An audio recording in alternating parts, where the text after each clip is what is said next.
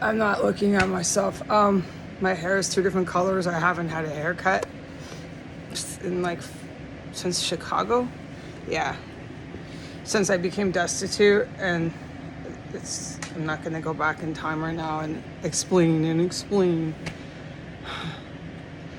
Okay, so what's happening in the United States of America was started and set up by Bill Clinton with Saudi Arabia in 1992.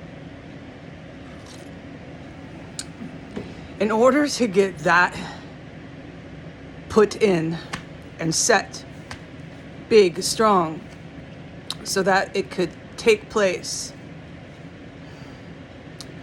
the U.S. Armed Services, with some government branches, started their form of secret, yeah, it is. It's conspiracy, yeah, it was. Government overthrow. That mainly came from the U.S. military. It was really big and strong in Hawaii. Started there, okay?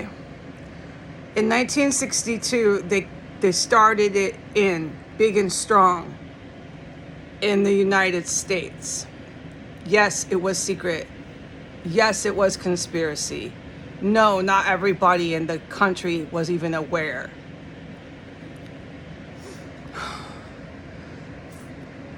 Then all the civil rights leaders started being killed.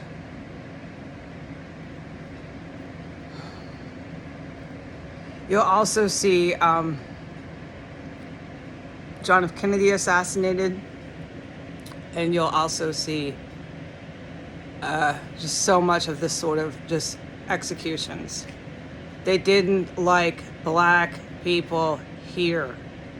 Is this a surprise? The government overthrow was planned and set in place big and strong for a white nationalist dictatorship. By 1992, the Russian government with Gorbachev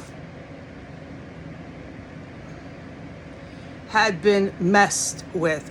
I have no words left. My words are gone from traumatic events. Communism fell and Putin was put into power. Putin is a dirty cop.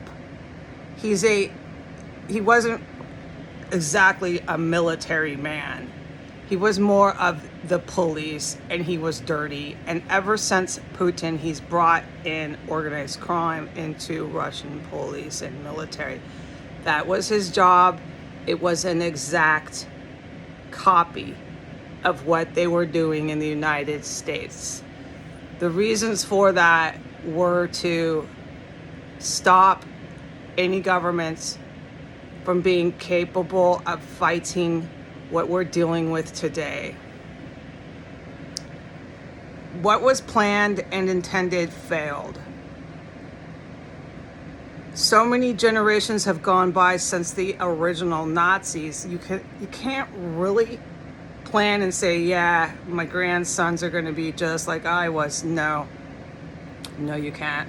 I believe these evil sons of bitches were smart enough to know that, but you can't stop it once you're dead and in hell.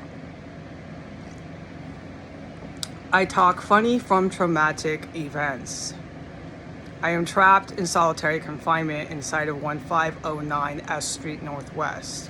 I have witnessed horrific violence that will never be searched, investigated, rated, question anyone, so on and so forth. I am waiting for my own arrest for talking about what I witnessed. I am just waiting for more people to come to my tour. That's all that will happen here.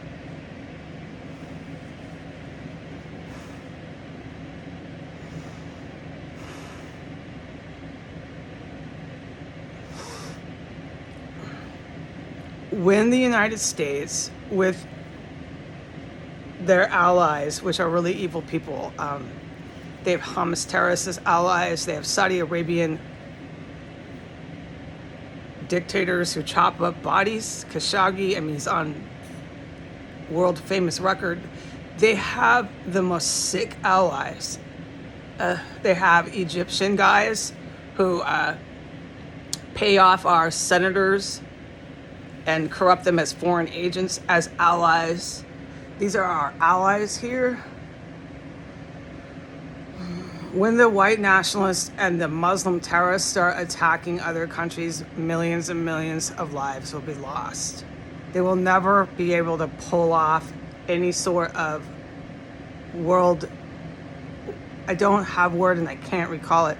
It's what Hitler wanted to do, take over literally continent by continent, the governments there, for a superior white race rule.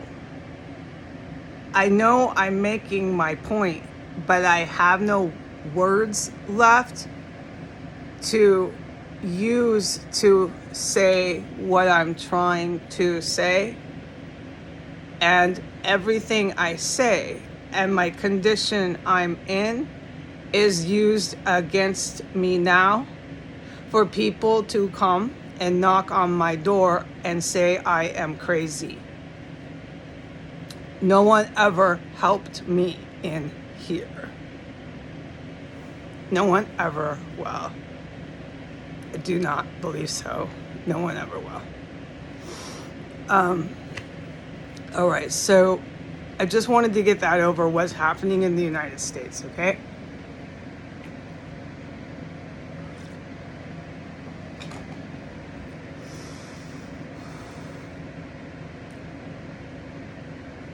For the last 2 days, on the 25th and the 26th, I left half of my belongings in the alley for giveaway.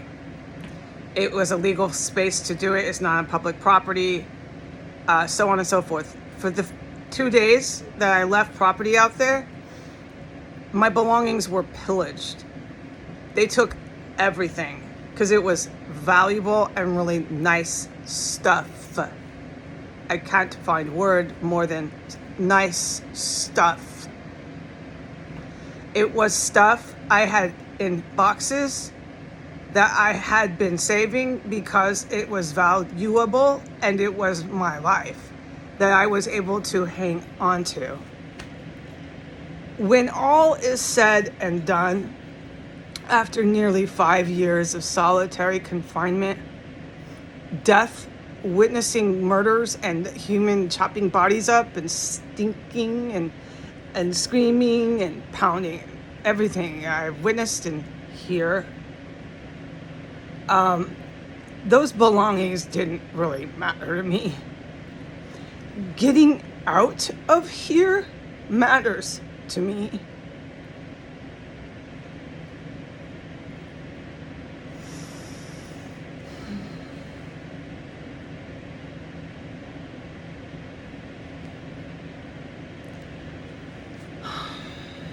Events took place after the first dump I made, which was around 8:39 in the morning on the 25th.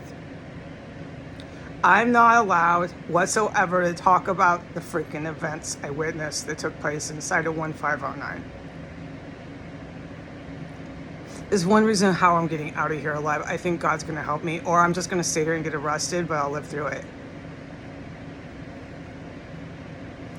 But if I start talking too much about everything, absolutely everything I'm witnessing, my odds of survival are not good. So, and then all day and all night, things happen in here. Stuff and things happen in here. And then the dead bodies were filling the house. I can talk about that. The 26th, the same thing happened. No, I'm sorry. I went out on the 20. Okay, I gave you the wrong dates. It was the 26th and the 27th. So the 27th, I did another huge dump. Like TVs, dude. I can't even describe it. A brand new inbox, never used. Value was probably $200. I left everything out there. They pillaged. I left designer perfume, Versace. It doesn't matter to me anymore. They took it all away. The woman doesn't wear perfume, do her hair, or anything. Believe me, solitary confinement and witnessing terrorism and being afraid you're going to get decapitated, it just does a number on you. I don't fucking care about the TV and the perfume, man. I just want out of here. I'm able to go now. I have my bare bones of what I'm not going to give away. I have some very nice things. I'm still praying somehow God has mercy or gives me a miracle, and I can unpack these things and fix my life again.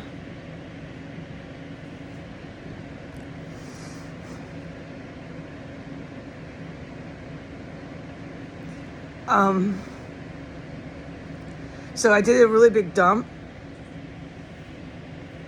and more stuff and things happened.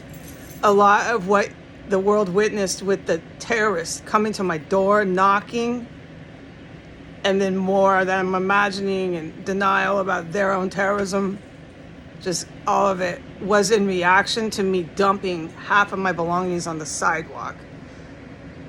This Washington, D.C. has this terror cell and the human rights abuses that they did to me, Heidi Granger, as some sort of big secret.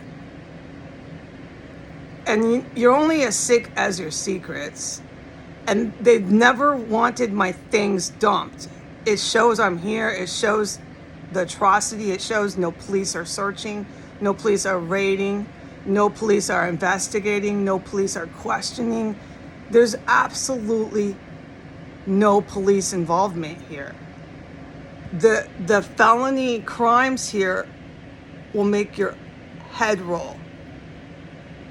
And when I dump my stuff, it's clear I'm trying to get out. I'm getting rid of everything. But I was kind enough to just leave it for the townspeople, the Washington, D.C. townspeople who pillaged my belongings that I left very nicely. I left a $300 to $400 plate set, a porcelain plate set by Mackenzie. She's this